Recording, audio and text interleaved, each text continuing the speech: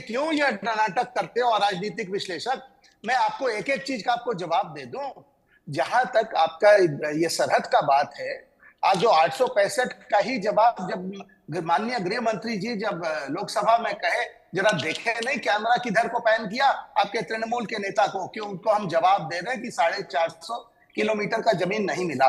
दूसरा बात, जो आपको इतना भी आइडिया नहीं अपने देश की व्यवस्था का, कि माननीय मुख्यमंत्री जी डीएम को लथेड़ी। अरे डीएम आपके अधीन है, पश्चिम बंगाल की सरकार के अधीन है। विश्लेषक जी इतना तो ज्ञान अर्जित कर लो। बीएसएफ से सेटिंग है, उन्होंने एडमिनिस्ट्रेटिव एक सेकंड बोल लेने दो, मैं चुप बैठा था, मैं केवल अंगुली उठा के संचालक जी को बताया। एक सेकंड, इतना ज्ञान यदि नहीं है मैंने ज्ञानी भाई। शिशिर बाजोरिया साहब, यही तो मैंने बात कही थी।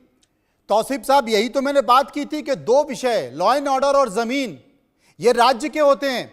और देश की जितनी भी विकास की परियोजनाएं किसी भी राज्य में चल रही है, अगर राज्य सरकार उसके लिए जमीन नहीं दे सकती है तो वो परियोजना पूरी हो नहीं सकती। देखिए, राज्य सरकार को अधिकार है लैंड एक्विजिशन का, राज्य सरकार को अधिकार है मुआवजा वितरण करने का।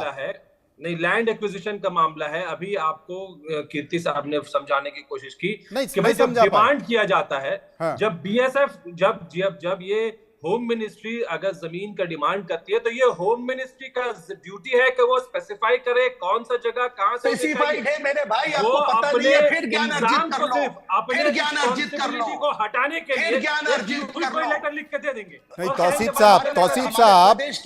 तौसीफ साहब अगर 7 बार राजनीति ना करे, तौसीफ साहब 7 बार अगर देश के करना है तो आप 7 बार दे देंगे, आप 7 बार अगर देश के स्पष्ट करेंगे। तौसीफ साहब 7 बार अगर देश के गृह सचिव और पश्चिम बंगाल के मुख्य सचिव अगर बैठक कर रहे हैं तो क्या पबजी खेल रहे थे?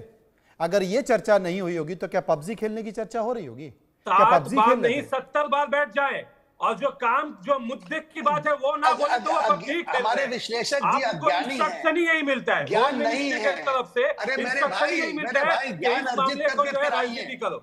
अगर आप राजनीति नहीं करना चाहते, आपका नियत रहता कि भाई इसमें काम कंप्लीट हो जाए, तो वो स्पष्ट क्यों नहीं कर देते कि इस इलाके में मुझे जमीन दे दो, इस इलाके में जो प्रोसेस है लैंड एक्विजिशन का प्रोसेस जो है स्टेट गवर्नमेंट स्टार्ट करे, उसमें जो अड़चने आ रही है कोर्ट में जाए, मामला की सुनवाई हो। भाई आपको सिर्फ बैठ करके इलेक्शन से पहले इलेक्शन मुझे लगता है तौसीफ साहब आपको लगता है कि अगर वो राजनीति कर रहे हैं तो फिर अगर उनके हिसाब से आपको भी राजनीति करनी होगी। कोई जो भी पत्राचार हुआ है, आपने भी तो पत्राचार किया होगा। अगर केंद्र सरकार पत्राचार कर रही है, लेटर भेज रही है, तो आपने भी पत्राचार किया होगा, लेटर भेजा होगा।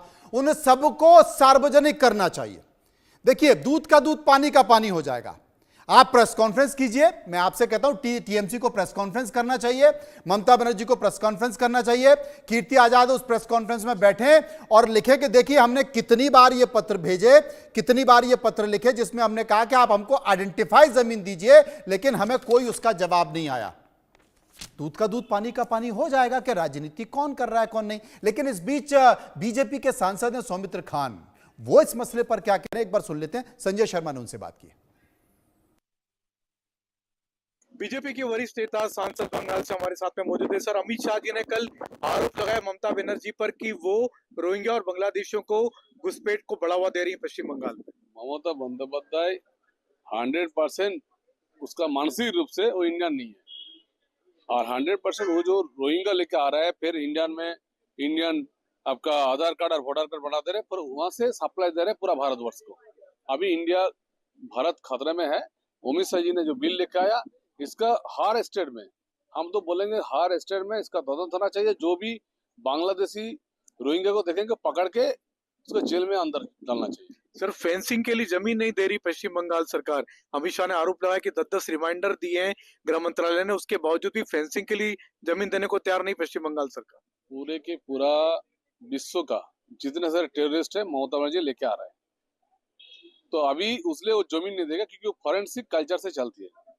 उसका मानसिक रूप से उसका इंडियन नहीं है, मतलब मानसिक रूप से वो इंडियन नहीं है, इसलिए वो जितने सारे टेररिस्ट है सबके साथ वो आप अंदर में पता चलेगा तो उसके साथ जुड़े थे।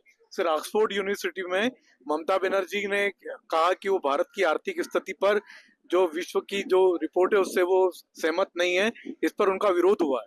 अरे उनका तो बोल रहा ना, वो कोई भी फॉरेंसिक एजेंसी के साथ युक्त है जो भारत सरकार का खिलाफ है, जो भारत वर्ष का खिलाफ है, वो उसके साथ जुड़ा हुआ है। वो इंग्लैंड जो गया है उसका इतने सारी जो ब्लैक मनी है, ब्लैक मनी इंग्लैंड में पचर गया है, उसी को कहाँ से रखने करेंगे, उसी को रखने के लिए उस बात करने के लिए गया है और कुछ नहीं। तो ये थे बंगाल के बीजेपी के सांसद जिनका कहना है कि ममता बनर्जी ने दुनिया के जितने भी आतंकवादी संगठन हैं उन सभी को पश्चिम बंगाल में पनाह दे रखी। Sanjay Sharma, India news Delhi. Shishir Bajoria BJP के प्रवक्ता मेरे साथ है। शिशिर साहब, मुझे लगता है शायद थोड़ा ज़्यादा, मुझे लगता है जोश में कुछ ज़्यादा कह गए। उन्होंने कह दिया कि जितने भी आतंकी हैं ममता बनर्जी सारे आतंकियों को लेकर आ रही हैं, ममता बनर्जी अंदर से भारतीय है ही नहीं है। थोड़ा लगता है भावनाओं में बह गए सौमित्र जी। देखिए, ऐसा है, ये भावना में बहने का ये जो अभी जो आपके दर्शक देख रहे हैं, हाँ, भावना में तो कोई भी आदमी यहीं जाएगा, जबकि करण बिलिमोरिया जी जो कि वो सांसद हैं ब्रिटानिया के ऊपरी कक्ष के, जो हाउस ऑफ लॉर्ड बोलते हैं हम लोग, वहां से सांसद हैं, वो बोल रहे हैं कि भारत देश हमें पीछे छोड़ के 6वें से 5वें में गया, 5वें से 3रे में और प्रथम स्थान में जाएगा। ये कौन है? ये उस देश के सांसद है। इससे तो कोई को भी गर्व होना चाहिए, मगर जरा उनका जो प्रतिक्रिया देखिए। हमारी माननीय मुख्यमंत्री महोदया, मेरी माननीय मुख्यमंत्री महोदया उसका खंडन करती हैं। ये कभी कोई भारतीय करेगा? कभी कोई करेगा? इससे आदमी को क्या अपना परिचय दे रही है? जहां तक ये जो आतंकवादियों का है, कितने आतंकवादी पकड़े गए हैं? कभी पश्चिम बंगाल सरकार मदद किया है? ये जो बार बार बीएसएफ को दोषारोप करते हैं, जरा ये पूछ लीजिए कि जब बीएसएफ किसी को पकड़ता है हिरासत में तो ले नहीं सकता, उसको पश्चिम बंगाल पुलिस को देना पड़ता है, क्योंकि हमारे देश का कानून व्यवस्था यही है। जैसे दो वो उधर छूटा, उसको बेल मिलता है। और फिर बोलते हैं कि बीएसएफ। जब बीएसएफ का दायरा 50 किलोमीटर का हुआ तो माननीय मुख्यमंत्री महोदया का आदेश था अपने पार्टी वर्करों को कि बीएसएफ के संग सहमत मत बनो, उनका मदद मत करो, उनके खिलाफ जाओ। पश्चिम बंगाल के पुलिस को बोला गया कि बीएसएफ के खिलाफ जाओ। ये हमारे माननीय मुख्यमंत्री महोदया खुद बोलती है। अब ये सब सुन के कोई क्या सोचे? मुझे लगता है कि राजनीतिक मतभेद के साथ साथ अगर देश की सुरक्षा की बात आ जाती है तो इस तरह की चीजें थोड़ा परेशानी पैदा करती हैं। लेकिन इन सब के बीच ऑक्सफोर्ड में ममता बनर्जी की स्पीच पर बीजेपी, टीएमसी और कांग्रेस के नेताओं ने क्या कहा है, एक बार ये भी सुनिए। देखिए, ये तो पहले से मालूम था। मैंने भी बोला था कि ममता बनर्जी लंदन जा रहे हैं, भाषण देंगे तो वहाँ के लोग पूछेंगे आरजीकर में क्या हुआ।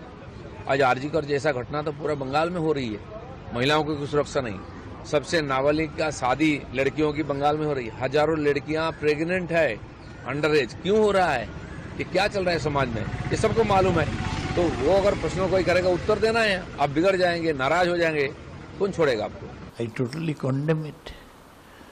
Oxford University is not Mamta's own place. She went there on invitation. So, what can we do? It is for the Oxford University authorities and